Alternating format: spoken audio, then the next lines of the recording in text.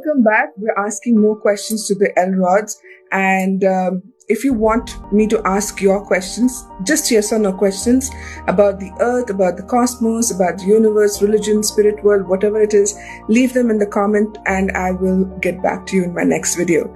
So let's continue with Harish's questions. He would like to know if the pole shifts would mark the beginning of the new earth. That's a yes.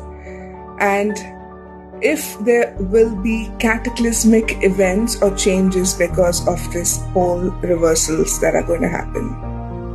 Ooh, okay, that's a scary answer.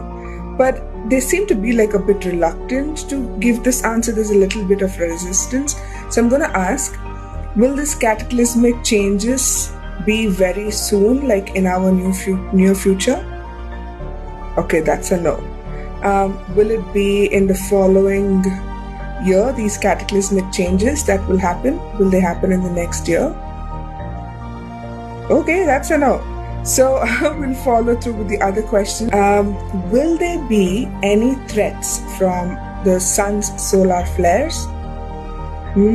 Wow, that's a little scary. We're going to continue asking questions. Follow me for more.